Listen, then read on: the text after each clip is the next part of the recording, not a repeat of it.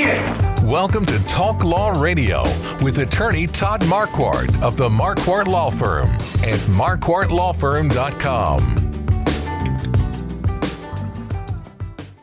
Welcome back to Talk Law Radio. I'm Todd Marquardt on the radio, on podcasts, on Facebook, on YouTube, and on talklawradio.com.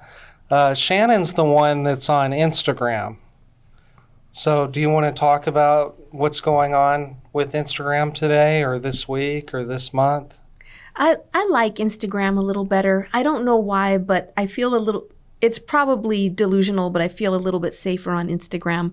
If someone's going to go viral for all the wrong reasons, it's usually TikTok.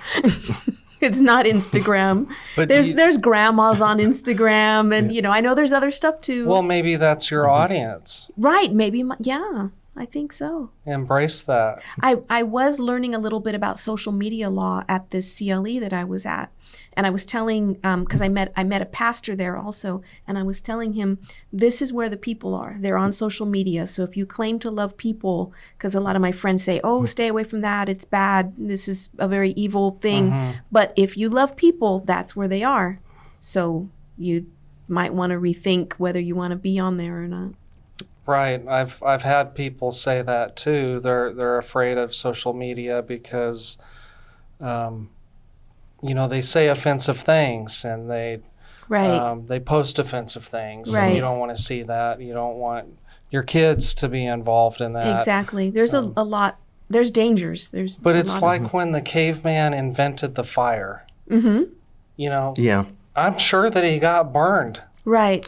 Yeah. One hopes that the next generation, my daughter's 8, and I think we're thinking about ways to delay some of the screen exposure. Right. And be a little bit more thoughtful with how kids are brought up with these tools. But certainly for the past 20 years since Facebook has existed, it's been a lot of trial and error. Yeah. I tried to avoid Facebook because I didn't like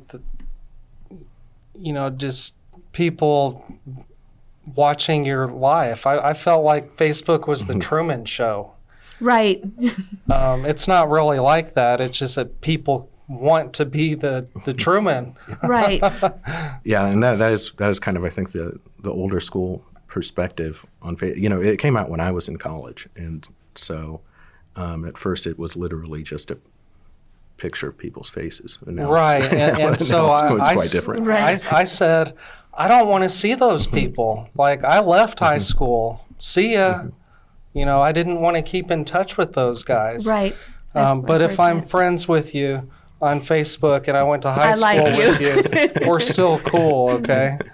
But let's get back to wrongful death and whether that's a viable claim following the floods in the Texas Hill Country on Todd, July 4th. Can I ask you something? So what was the Express News? Was it generally negative that this was a very predatory type of action? Yes, that was the angle on it. I see. But I think that there's a different way to look at it. Is there, Ben? Yeah, I think so. And I totally understand how people out in the public have negative reactions to lawyers advertising after a tragedy. It looks unsavory. It looks disrespectful to the community. And so I get that. We're not advertising for these cases, and we're not looking at these cases.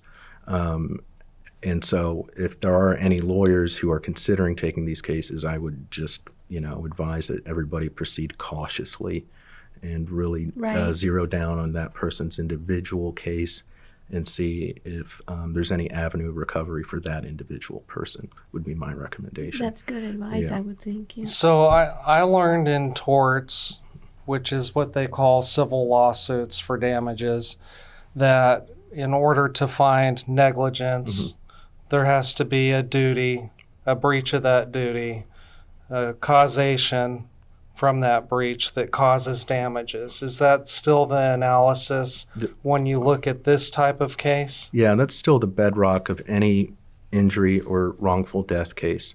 And what that is, it just means that the law has a standard that applies in all sorts of situations. In most situations that you can think of where we're interacting, doing business, driving on the road, and that is just that we all, as kind of a social compact, agree that we're going to act reasonably around each other so that, none of us are unnecessarily harmed.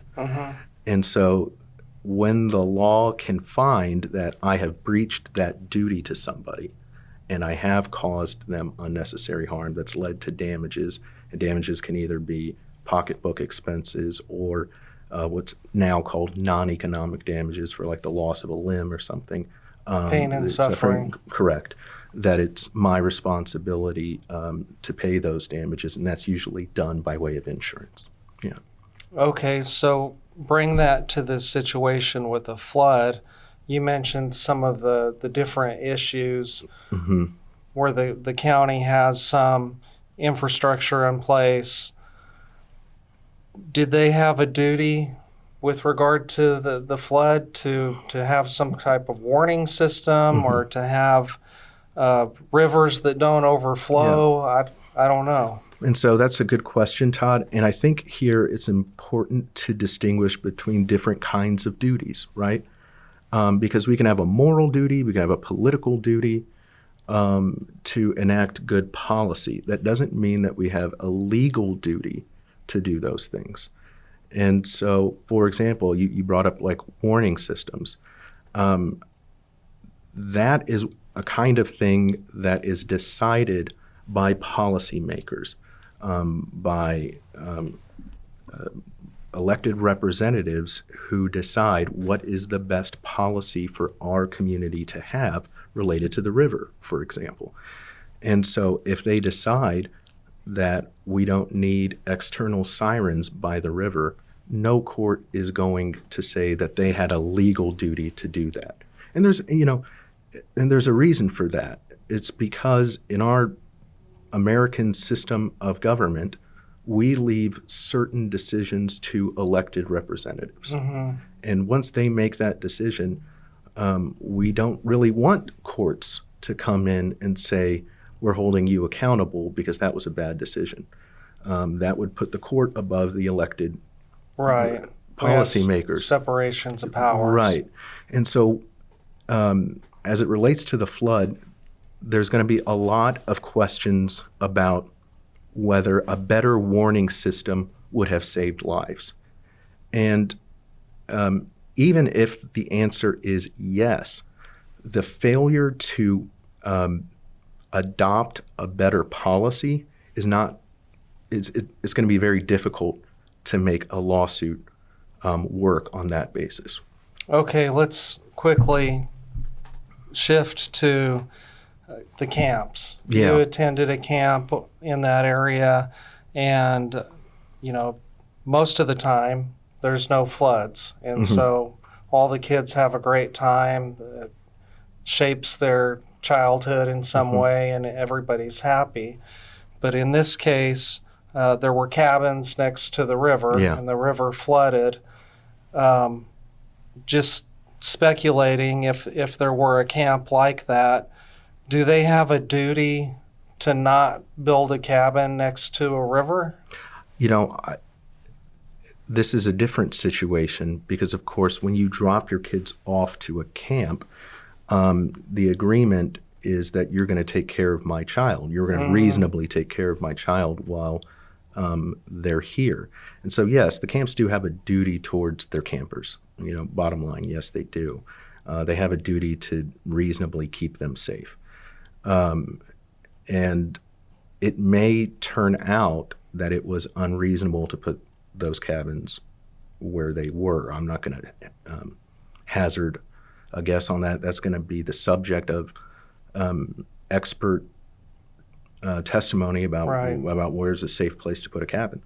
But the camps themselves, take Camp Mystic, for example, which is where, unfortunately and tragically, a lot of young girls were swept away in the flood.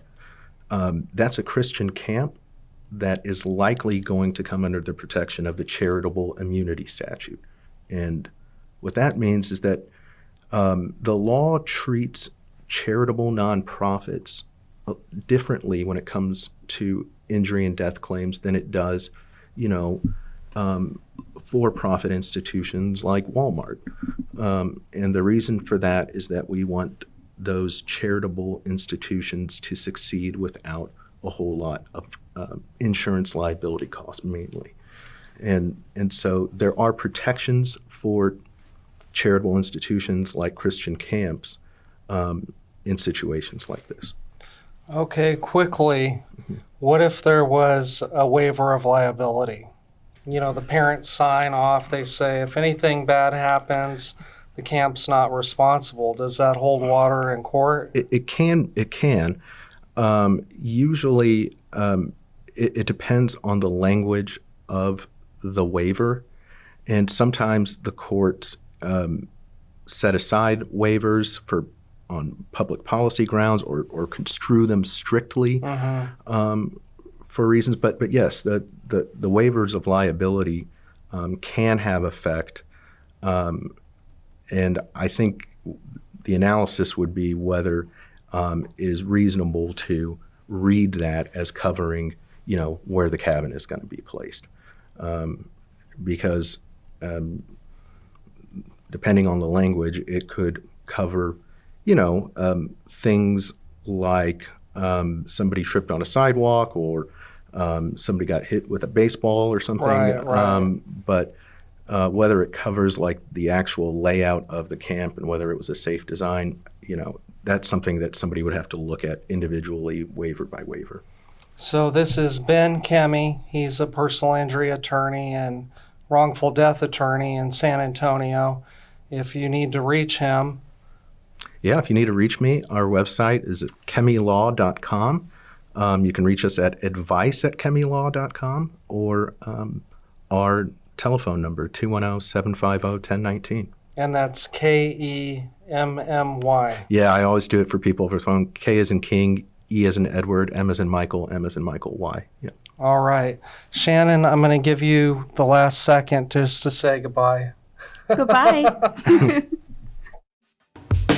This has been Talk Law Radio with attorney Todd Marquardt, brought to you by the Marquardt Law Firm. You can learn more at marquardtlawfirm.com. And be sure to listen to the full Talk Law Radio show Saturday mornings at 11 on 9:30 a.m. The Answer.